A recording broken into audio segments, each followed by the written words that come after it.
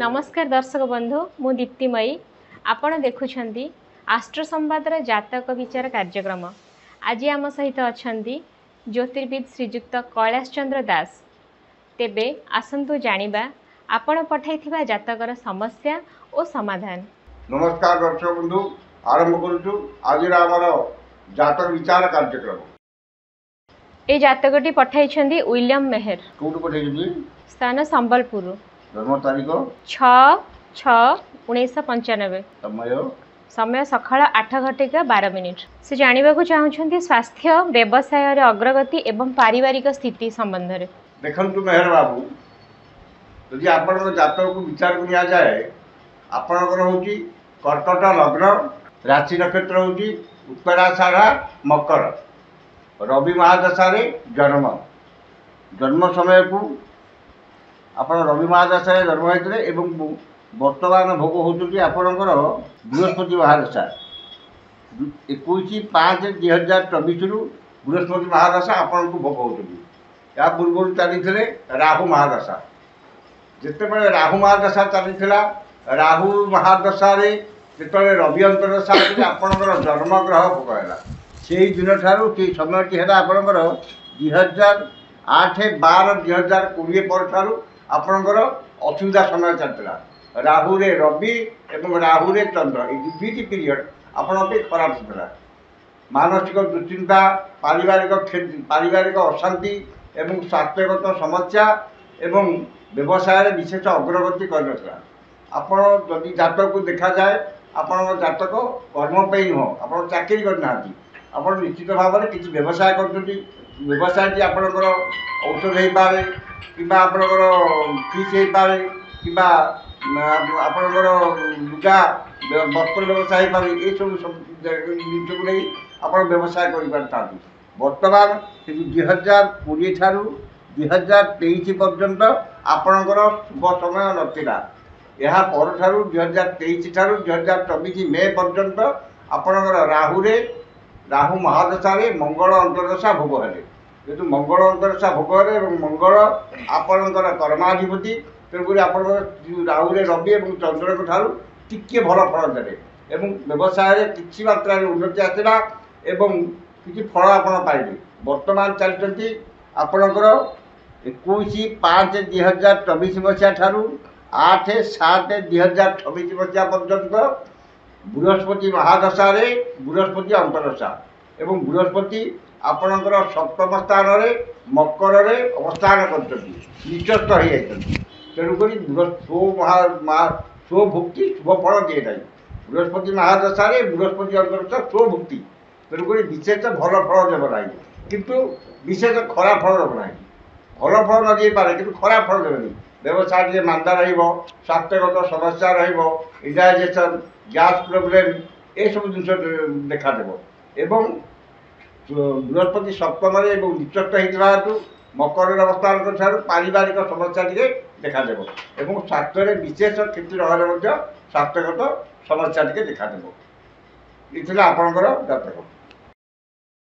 ये होउछंदी मोनालिसा साहू कोठु पठाई Balangir date of birth कहूँ 25/3/1993 समय संध्या 7:15 देखो मोनालिसा मैडम आपणकर जातक को जब विचार को नि जाए आपणकर हूँ कन्या लग्न एवं राशि नक्षत्र है आपणकर अश्विनी मेष केतु महादशा आपण जन्म लग्न कन्या एवं बुध आपणकर रही षष्ठ बुध अवस्थान कर बुध एवं शनि लग्न बृहस्पति होती आपणकर विवाह चतुर्थाधिपति सप्तमाधिपति जान बंधु बांधव जानवाहन भूषण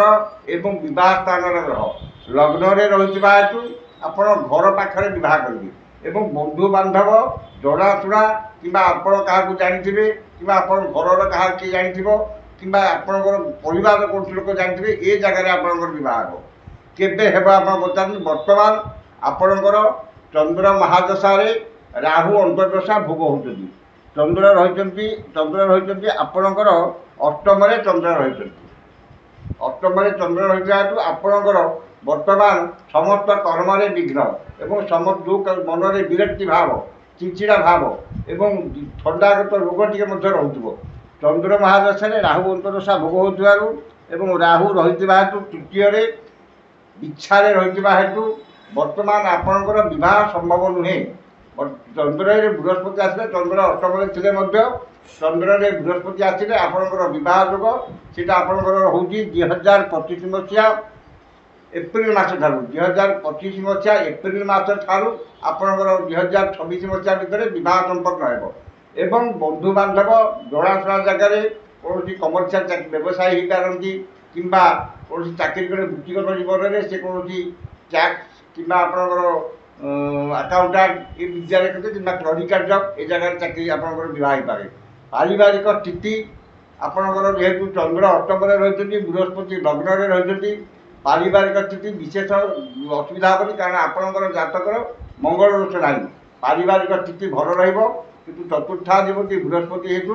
ଆପଣଙ୍କର କିଛି ସମସ୍ୟା ମଝିରେ କେତେ ଦିନ ପରେ ବିବାହର କେତେ ଦିନ ପରେ 16 ମାସ କିମ୍ବା 25 ମାସ ପରେ ବିବାହରେ କିଛି ସମସ୍ୟା କିମ୍ବା ପାରିବାରିକ ସମସ୍ୟା ଦେଖାଯାଇପାରେ। ଘର ପରିବାର ଆପଣଙ୍କର ସ୍ୱାମୀଙ୍କ ସହ କିଛି ଝଗଡ଼ା ଝାଟି ନହେଲେ ମଧ୍ୟ ପରିବାରର ଅନ୍ୟ କୌଣସି ଲୋକ ଆପଣଙ୍କୁ ଅପୋଜ କରିପାରନ୍ତି। ସେଥିପାଇଁ ସତର୍କତା ଅବଲମ୍ବନ କରିବେ ଏବଂ ସେଥିପାଇଁ ସଜାଗ ହେବେ। ତା ପର ଜାତକଟି ପଠାଇଛନ୍ତି doctor Rakesh Mahapatra. Date of birth 10/9/1978। ସମୟ ସକାଳ 4:20। ଜନ୍ମ ସ୍ଥାନ ହେଉଛି ତାଙ୍କର ପାରାଦୀପ। ଦେଖନ୍ତୁ ରାକେଶ ବାବୁ ଯଦି ଆପଣଙ୍କ ଜାତକକୁ ବିଚାରକୁ ନିଆଯାଏ ଆପଣଙ୍କର ହେଉଛି ସିଂହ ଲଗ୍ନ 18/8 ଜ୍ୟେଷ୍ଠା ବିଛା। ବର୍ତ୍ତମାନ ଆପଣଙ୍କର ଭୋଗ ହେଉଛନ୍ତି ଚନ୍ଦ୍ର ମହାଦଶା। ଚନ୍ଦ୍ର ମହାଦଶା ଭୋଗ ହେଉଛନ୍ତି ଚନ୍ଦ୍ର ହେଉଛନ୍ତି ଜାତକର ବ୍ୟୟାଧିପତି ଗ୍ରହ ଏବଂ ବିଛାରେ ରହି ନିଚସ୍ତ ହୋଇଯାଇଛନ୍ତି। ତେଣୁକରି ଆପଣଙ୍କର ସ୍ୱାସ୍ଥ୍ୟଗତ ସମସ୍ୟାଟି ଏବେ ନଥିଲା ଆପଣଙ୍କର ରବି ମହାଦଶାରୁ এই ସ୍ୱାସ୍ଥ୍ୟଗତ ସମସ୍ୟା ଆପଣଙ୍କର ଭୋଗ ହେଇଛି ଏବଂ ସ୍ୱାସ୍ଥ୍ୟଗତ ସମସ୍ୟା ଆପଣଙ୍କର ଡାଇବେଟିସ୍ ଥଣ୍ଡା ରୋଗ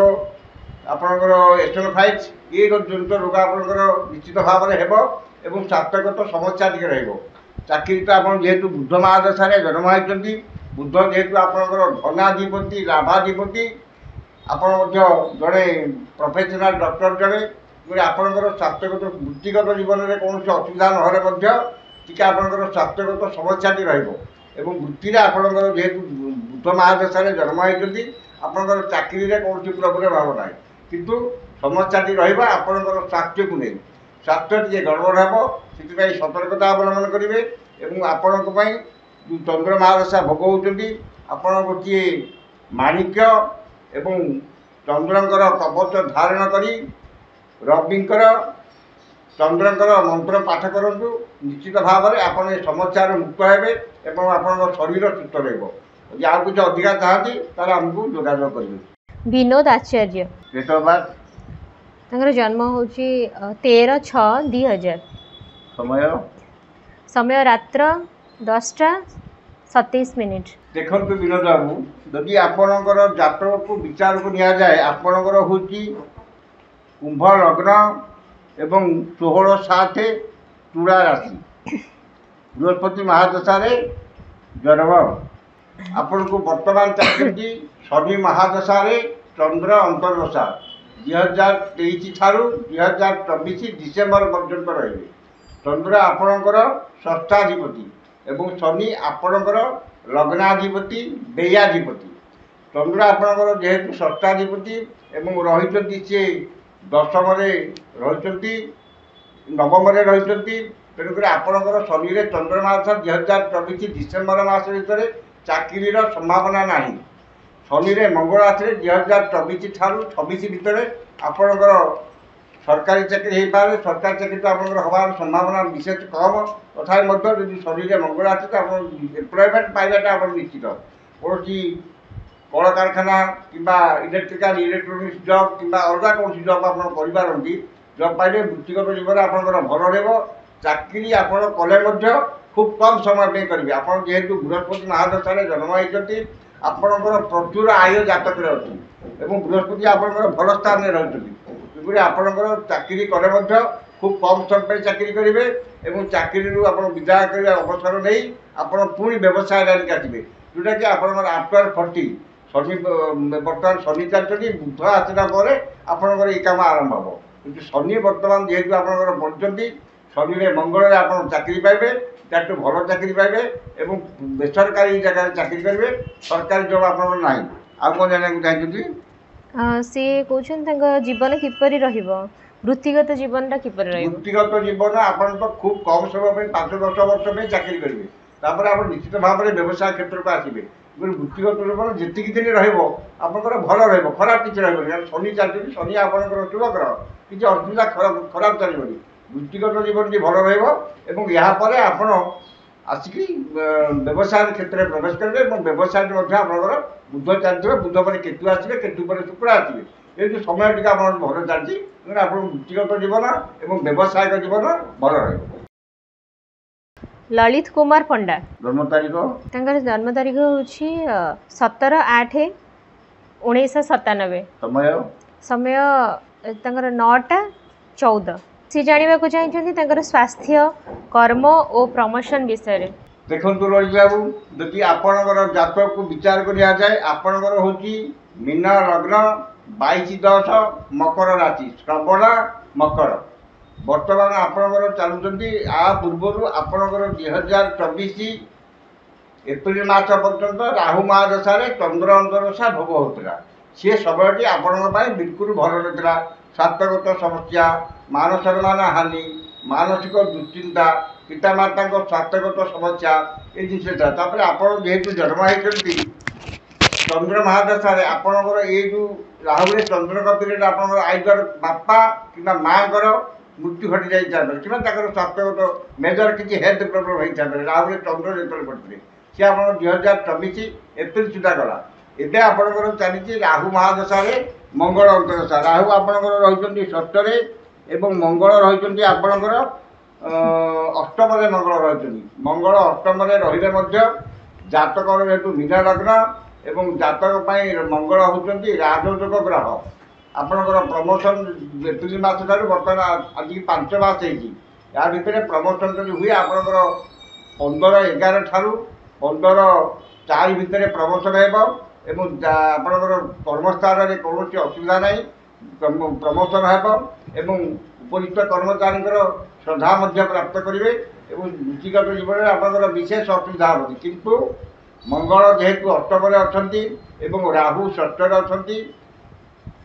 सतर्कता अवलंबन करेंगे दुर्घटना सतर्कता अवलंबन करेंगे स्वास्थ्य प्रति सजग हे दुर्घटना प्रति सतर्क हे ये बारण करेंगे और जदि प्रतिकार स्वरूप देखा जाए मंगल आपंकर अष्टम रही आपण गोटे आपण ओजन तुलन धरतु आप ओजन तो आप चंद्र महादशा जन्म होती बृहस्पति आपंकर निचस्थ होती क्रोधी स्वभाव होती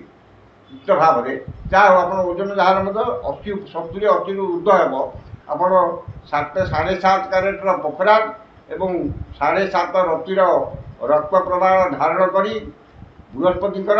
मंगलकर एवं राहुंकर गोटे जंत्र कि कवच धारण करी मंत्र पाठ करूँ ये दुर्घटनागत समस्या एवं स्वास्थ्यगत समस्या एथुर आप